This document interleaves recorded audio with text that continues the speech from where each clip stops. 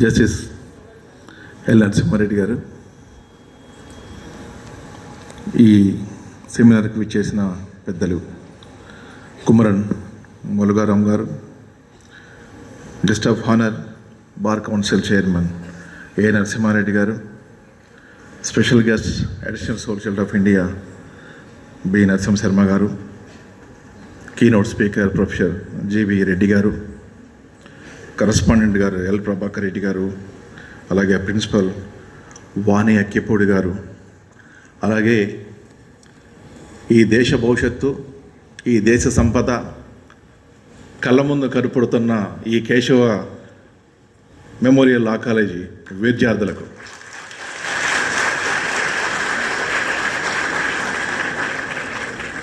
నేను ఇన్ఫ్యాక్ట్ ఇక్కడికి వచ్చింది మీ మధ్యలో కూర్చుని మీటింగ్ వినటానికి, కానీ కోటేసుకొచ్చాను కాబట్టి పైకి పిలిచారు. ముందుగా వచ్చినప్పుడు మీ గురించి చెప్తున్నప్పుడు కూడా నాకంటే ముందు వక్తలు మీలో పెద్ద చలనం కలగల. ఎందుకంటే నేను కొంచెం డౌట్ వచ్చింది, మనం ఏమన్నా రిటైర్ అయిపోయిన ఉద్యోగులు పెన్షన్ రావట్ని చెప్పుకున్న మీటింగ్కి వచ్చానా లేకపోతే కాలేజీకి వచ్చానా అని. ఎందుకంటే చప్పట్లు ఇందాక ఆగిపోయినాయి కాబట్టి. ఇప్పుడు మీ ఇష్టం.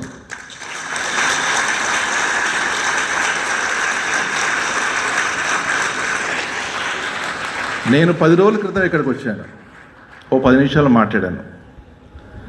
మాట్లాడి వెళ్ళే సమయంలో పెద్దలు గౌరవనీయులు ఎల్ నరసింహారెడ్డి గారు కాలేజ్ దగ్గర ఉన్నారని చెప్పి వెళ్ళినప్పుడు అప్పుడు ఒక 8:30, 9 అవుతుంది. వారు అక్కడ దగ్గరుండి ఏదో పని చేయిస్తున్నారు.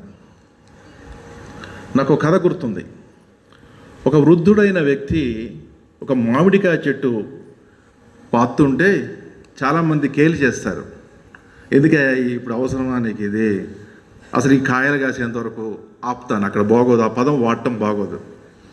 కానీ ఆయన సమాధానం చెప్తారు, మళ్ళాగే మీలాగే మనకంటే ముందు తరాలు కూడా ఆలోచించినట్లయితే మామిడి చెట్లు ఉండేవా అని. మీ ఇష్టం.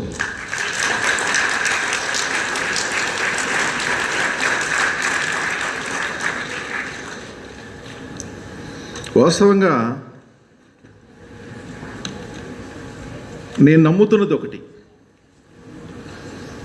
ప్రతి మనిషి శక్తివంతుడుగాను, బలవంతుడుగాను, చైతన్యవంతుడుగాను, మేధో సంపత్తి కలిగి ఆడుకోవటానికి భగవంతుడు సృష్టించిన వ్యాయామశాల ఈ ప్రపంచం. ఆడుకుంటారో నిద్రపోతారో అది మీ ఇష్టం. రెండో అంశం, జీవితం అంటే కొత్త సమయం, కొత్త శక్తి. మా సమయం చాలా వరకు తరిగిపోయింది, శక్తి తగ్గుతుంది. మీకు శక్తి ఉంది, సమయం ఉంది.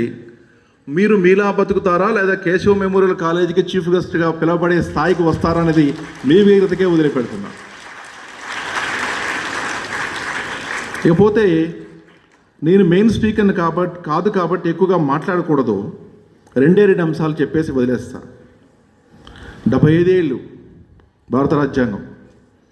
ఒకానొక సందర్భంలో శ్రీలంక రాజ్యాంగాన్ని రచించడానికి వచ్చిన ఒక మేధావి చూసి భారతదేశ రాజ్యాంగం 17 సంవత్సరాల్లో ఫెయిల్ అయిపోద్ది, ఉండదు, ఎందుకంటే కుల, మత, వర్గ, భాష, ప్రాంతీయ, జాతి, వయో పరిమితి, వర్ణ విచక్షణ ఉన్న ఇన్ని రకాల డైమెన్షన్ ఉన్న ఈ దేశంలో రాజ్యాంగం మిగలదని చెప్పేసి అన్న ఆ వ్యక్తి 75 ఏళ్ళది భారత రాజ్యాంగం ఉండి ఇంకా మనుగడ సాగిస్తోందంటే ఈ రాజ్యాంగాన్ని సృష్టించిన మేధావులను మనం అప్రిషియేట్ చేసే అవసరం ఎంతైనా ఉందని ఈ సందర్భంగా మీకు మనవి చేస్తా ఉన్నా.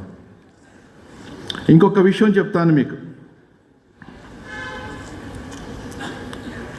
మనమ్మ మన 9 నెలలు మోసింది, కానీ ఈ దేశం మనం బతికున్నంత వరకు మోస్తుంది. మూడో అంశం, ఎంతటి మేధా సంపత్తి కలిగిన రాజ్యాంగ నిర్మాతలైన అన్ని కాలాలకు అనుకూలంగా ఉండే రాజ్యాంగాన్ని రచించలేరు కాబట్టే ఈ 106 సవరణలు. లాస్ట్గా ఒక మాట చెప్పేసి వెళ్తాను. మనమందరం రకరకాల పడవల్లో ఒక నదిలో ఉన్నాం. భౌతిక శాస్త్రవేత్తల ప్రకారం ఆ నదిలో నీళ్లున్నాయి, గాలి కూడా ఉంది. ఒకానొక సందర్భంలో గాలి బాగా వీచింది. వీచినప్పుడు తెరచాప ఎత్తుకున్న పడవ ముందుకెళ్తుంది. తెరచాప దించుకున్న పడవ ఎక్కడిదక్కడే మిగిలిపోద్ది. తెరచాప ఎత్తుకొని పడవలో ఉన్న వాళ్ళు పడవను, నీటినో, పడవ చేసిన వాడినో, దేవుణ్ణో, గాలినో నిందించడం ఎంత తప్పంటే ఆ సమయానికి స్పందించకుండా ఉన్న వ్యక్తిని మనకు వాడు స్వీయనంతలో వాడు విమర్శించుకోవాలి. అలాంటి తెరచాప ఎత్తడానికి అవకాశం వచ్చే వీచే గాలులే ఈ సెమినార్లు. నేర్చుకోండి, పైకి రండి, దేశానికి సేవ చేయండి. మూడో విషయం, ఈ దేశంలో దురదృష్టవశాత్తు దేశంలో ఉన్న అందరి పౌరులు కేవలం హక్కులే కోరతారు, బాధ్యతలు ఉండవు. బాధ్యతలు చేయగలిగే వాళ్ళు మాత్రమే హక్కులు కోరగలే హక్కు ఉంటుందని మనసారా చెప్తూ నాకు ఈ అవకాశాన్ని ఇచ్చిన మీ అందరికీ కూడా శిరస్సు వంచి నమస్కరిస్తూ wish you all the best. చాలా గొప్ప మంది మేధావులు వచ్చేసి మీకు సెమినార్ ఇస్తారు కాబట్టి బాగా వినండి. రెండో అంశం, బాగా మంచి శ్రోతలు మంచి వక్తలు అవుతారు. బాగా వినగలిగితే బాగా మాట్లాడగలుగుతాం. ప్రపంచంలో పడ్డ ప్రతి నీటి చుక్క కూడా సముద్రంలో కలవబట్టే అది గొప్ప మహాసముద్రం అయింది. ఎక్కడికక్కడ ఆగిపోబట్టే డెడ్ సీలా మారిపోయేసేసి చిన్న నీటి బిందువు అయింది. వినటం నేర్చుకుంటే అద్భుతంగా మాట్లాడతారు. I wish you all the best. God bless you. Thank you so much, sir. I call Rajalakshmi Madam to introduce our guest of honor, Shri A. Narasimha Reddy Garu, Chairman, Bar Council of State of Telangana.